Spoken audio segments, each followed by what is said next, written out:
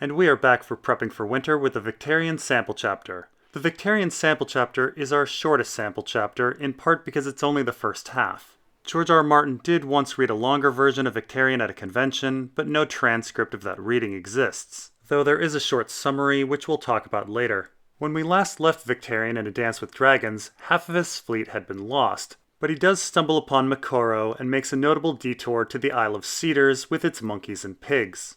In his final chapter, Victarion's fleet begins to grow as he takes prizes of war on his way to Meereen. And in the final lines of that chapter, Mokoro brings forth the dragon horn, claiming it needs to be claimed with blood. And now let's begin. Victarion. So the first 3 Victarion chapters were coded with different names for Victarion: the Iron Captain, the Reaver, and the Iron Suitor. And it should be noted that the original name for the Reaver chapter was the King's Brother. Victarion's name was hidden to show his marginalization. It's only after Mokoro treats Victarion that Victarion claims his name in A Dance with Dragons. This perhaps signifies that Victarion has broken free from either Balon or Euron's control and is now self-actualized, achieving his full potential. And the Winds of Winter continues with Victarion having his name. The noble lady was a tub of a ship, as fat and wallowing as the noble ladies of the Greenlands. And so our chapter opens with the description of a fat merchant ship called the Noble Lady, which Victarion sees as like a Greenland woman. There's a lot to unpack in this first sentence. First, the line shows Victarion's mentality about life. One is not meant to wallow, but face hardship. We see Victarion shares quite a bit in common with his brother Aeron in this respect. Second, we get a glimpse of Victarion's problem with women, a deep sexism that cost him the Sea Stone chair. Remember, Asha offered to support him if she was made hand, and he refused, citing her gender as a problem. And Victarion's sexism is certainly going to be a problem if Victarion ever meets Daenerys, a wallowing Greenland woman in his eyes. And third, with the Noble Lady, we are introduced to Victarion's plan for conquest. The Noble Lady is a tool designed to hide the Ironborn's assault and facilitate their victory, just as Daenerys herself is a tool to facilitate the Ironborn victory. Her holds were huge, and Victarion packed them with armed men. With her would sail the other, lesser prizes that the Iron Fleet had taken on its voyage to Slaver's Bay, a lubberly assortment of cogs, great cogs, carracks, and trading galleys, salted here and there with fishing boats. It was a fleet both fat and feeble, promising much in the way of wool and wines and other trade goods, and little in the way of danger. Victarion gave the command of it to Wolf One Ear. So here we find that the Noble Lady is being used as a Trojan horse of sorts to hide the Ironborn. Now our author loves paralleling battle scenes of other battles that have happened in our story or are currently happening in our story. And we can see that Victarion's plan is almost identical to the plan implemented by Tyrion at the Battle of the Blackwater. A large civilian ship hides a deadly military surprise with a bunch of smaller ships as distractions. At the Blackwater, the holds of the large civilian ship held wildfire, but here it's an army. And as we discussed with the Aeron sample chapter, this paragraph is also strikingly similar to a contemporary scene with Aeron over in the Redwine Straits. Beyond them, a host of merchant ships floated on a tranquil turquoise sea. Cogs, carracks, fishing boats, even a great cog. A swollen sow of a ship, as big as the Leviathan. Prizes of war, the damp hair knew. The language in the Aeron chapter is so strikingly similar that the parallel is almost certainly intentional, and so I do theorize that Euron too has a secret hiding in the holds of his large civilian ship. My guess is that it's blood to draw krakens, which is why I call the whole scene the Battle of Blood. Now there is one other parallel in this paragraph of note, and that is the command being given to Wolf One Ear. Wolf is Victarion's capable and unquestioning crewman, and let's remember that the similar but capable one-eared Hostine Frey is leading the Frey campaign against Stannis up at the Battle of Ice. And although we know less about the Battle of Steel Front at Storm's End, Jon Connington has a simple and faithful one-eared lieutenant named Franklin Flowers. Franklin Flowers led the attack on Griffin's Roost, so it seems likely he would lead whatever attack plan is happening at Storm's End. So, simple, capable, loyal, one-eared men seem to be going into battle first on 3 fronts. "The slavers may shiver when they spy your sails rising from the sea," he told them, "but once they see you plain, they will laugh at their fears. Traders and fishers, that's all you are. Any man can see that. Let them get close as they like, but keep your men hidden below decks until you are ready. Then close and board them. Free the slaves and feed the slavers to the sea, and take the ships. We will need every hull to carry us back home. Home, Wolf grinned. The men'll like the sound of that, Lord Captain. The ships first, then we break these Yunkishmen. Aye. So here Victarion breaks down the plan a bit more. The trading ships will be allowed close as they shouldn't be seen as a threat, and then they will be able to attack the slavers and board them. Now I will say the plan shouldn't work quite as smoothly as Victarion claims. Trading vessels are pretty rare for Marine right now because of war and the recent blockade, so Yunkish allied forces should be a little suspicious of a fleet coming in. And the Yunkish almost certainly have the numbers. We know there are fleets from Myrni's families, Yunkai, Karth, Tolos, and New Gis in Slaver's Bay, which sounds like quite a few ships. And Daenerys says that the Yunkish by themselves have at least 100 ships, though all of them may not be near Marine at this very moment. Meanwhile, we know exactly how many ships Victarion has. Only 61. That said, the Ironborn are much more experienced at naval battle than the Yunkish. And we know from the Tyrion sample chapter that, in the end, the battle seems to go fairly well for the Ironborn. Now, Victarion does say something rather interesting at the end of the paragraph. He wants to acquire ships from the battle as he says he will need every hull to carry them back home. I can only imagine that Victarion is talking about carrying Daenerys' army back to Westeros, as he clearly already has enough ships to carry all the Ironborn. This means that Victarion's mission isn't just about dragons. He has clearly thought about the logistics of an alliance with Daenerys. But it's also possible that Victarion is thinking about growing his fleet for another reason: future battles. The Victarion chapters in A Dance with Dragons are very focused on the running count of Victarion's ships. Victarion starts with 99, but his fleet is reduced to 53, then rises slowly to 61. He has just enough ships to take on the Yunkish, who might have a fleet between 100 and 200 ships.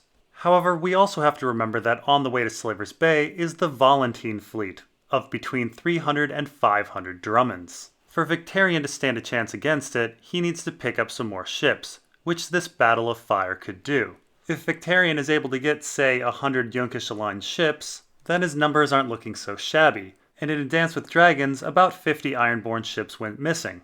If they come back into the fold and Victarion ends up amassing a fleet of a couple hundred ships, then he's powerful enough to take on the Volantenes. And we should focus on Victarion's spoken strategy here. Free the slaves and feed the slavers to the sea, but take the ships.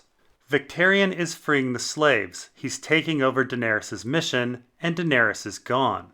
And the Volantene fleet is specifically said to be packed with slave soldiers. If Victarion is able to secure the Volantene fleet either through battle or because he is seen as a liberator of slaves, then we're talking about another fleet of a considerable size melding with his. A very successful Victarion could obtain between 600 and 700 ships. And with a fleet that size, Victarion could face his true nemesis, Euron. Euron has a fleet of roughly 900 smaller longships, plus some prizes of war. Victarion has the potential to bring home a fleet of 700, with most of the ships being of a considerable size and military in nature. The Iron Victory was lashed alongside the Noble Lady, the two ships bound tight with chains and grappling hooks, a ladder stretched between them. The Great Cog was much larger than the warship and sat higher in the water. All along the gunwales, the faces of the Ironborn peered down, watching as Victarion clapped Wolf one ear on the shoulder and sent him clambering up the ladder. The sea was smooth and still, the sky bright with stars. Wolf ordered the ladder drawn up, the chains cast off. The warship and the cog parted ways. In the distance, the rest of Victarion's famed fleet was raising sail. A ragged cheer went up from the crew of the Iron Victory, and was answered in kind by the men of the Noble Lady. And so here we have the Iron Victory latched onto the Noble Lady, which seems to be a metaphor for the entire Ironborn strategy. Latch themselves on to the Noble Lady. Latch themselves on to Daenerys. But then the Iron Victory parts ways with the Noble Lady. Of course, we know Daenerys is gone, so the Ironborn strategy must part ways with Daenerys. Now it's interesting to note that the Ironborn have grappling hooks and chains to bind the ships together tight. This means that the Ironborn have at their disposal the exact same tools that Quentyn had for capturing a dragon. Quentyn's plan was to feed the dragons some animals, wait for them to become docile, and then chain them up. And here we find that Victarion certainly has some strong chains to bind the dragons, and quite a bit of time was given to describing Victarion's time on the Isle of Cedars, killing boars and filling his holds with pork. This is something I call Chekhov's bacon. If any of Victarion's ships go up in flames, the smell of pork will fill the air. And we know from the Tyrion sample chapter that Rhaegal was flying over the bay. Now in this scene we find out that it's the middle of the night and the sky is bright with stars. Following this chapter is the Barristan sample chapter, which goes from the middle of the night until dawn, and then there's the Tyrion sample chapter, which takes place after dawn and is around when the Ironborn start swarming the shores. So it seems Wolf One-Ear's battle takes place completely at night and is successful in the end. Victarion had given Wolf his best fighters. He envied them. They would be the first to strike a blow, the first to see that look of fear in the foeman's eyes. As he stood at the prow of the Iron Victory watching One-Ear's merchant ships vanish one by one into the west, the faces of the first foes he had ever slain came back to Victarion Greyjoy. He thought of his first ship, of his first woman. A restlessness was in him, a hunger for the dawn and the things this day would bring. Death or glory, I will drink my fill of both today. The sea-stone chair should have been his when Balon died, but his brother Euron had stolen it from him, just as he had stolen his wife many years before. He stole her, and he soiled her, and he left it to me to slay her. So here we have Victarion standing at the prow of the ship, deep in remembrance. And we get Victarion's meandering thoughts that are supposed to be glorious, but are also quite sad and terrible on close examination. We have conflicted feelings. We start with Victarion eager to be with his comrades so he can be in battle and see the look of fear in his foe's eyes, but this transitions to Victarion thinking about the first man he killed and the first woman he had, who is almost certainly a rape victim. Let's remember that Victarion does feel some sympathy for the people he kills, as much as he tries to hide it, and as much as he tries to act macho. Victarion kills Talbert Serry in the Reaver chapter, and Serry haunts him from beyond the grave a bit. Decades after his first kills, Victarion still remembers their faces, as well as the face of the girl he raped. It's worth noting that around the same time in the contemporary Barristan sample chapter, Barristan actually tells us about the conflicted feelings of battle, saying there's nothing more glorious or terrible or absurd. Victarion is trying to dwell on the glory of battle, but sadness comes with it. His heart is in conflict. Victarion's thoughts on the glory of battle then transition to more anger and sadness as he remembers the stolen sea-stone chair and his supposedly stolen wife. Now, Victarion's situation with his wife is definitely a dark issue. Let's remember that Victarion's wife was a salt wife, meaning he captured her and raped her, a seemingly deliberate parallel to Rhaegar and Lyanna. Yes, Victarion loved his wife, but we have no idea about her feelings for him, just as we have no information on how Lyanna felt about Rhaegar. Yes, wildling women like Ygritte may prefer being captured and taken by a strong man, but for most women, being kidnapped and raped is an absolute horror. And so we have to really question what actually went on with Victarion's wife and Euron. Victarion thinks Euron raped her, but Euron claims she came to him wet and willing, and that Victarion couldn't sexually satisfy her. There was also a pregnancy involved, a baby that Victarion was sure wasn't his for some reason. And so in the end, we have no idea the real story. Perhaps Euron promised Victarion's wife a chance to escape or freedom. Or perhaps Victarion's wife hoped Euron would kill Victarion. Or maybe it's possible that Victarion's wife wanted a child but felt Victarion was sterile, though Victarion did impregnate his first wife. Maybe Euron simply lied and never had sex with her at all, and Victarion beat his innocent wife to death who was pregnant with his child. It's all hard to say, and there's certainly more to this tale, as Victarion seems quite the unreliable narrator here, overwhelmed by his feelings of inadequacy and jealousy. Now Victarion, standing at the prow of a ship, eagerly awaiting battle, thinking about glorious things and saddening things in contradiction, is actually an image we've seen before. We saw it with Daenerys at the House of the Undying. She sees a corpse standing at the prow of a ship, eyes bright in his dead face, grey lips smiling sadly. Now we should remember that Victarion is currently dying of an infected wound in his hand, though some people believe that he's been healed and he's been made into some sort of fire wight. Who knows? The result is the same. He's a dead man walking, a corpse. And Victarion is standing at the prow of a ship, thinking about both good times and bad in contradiction. That is, smiling sadly.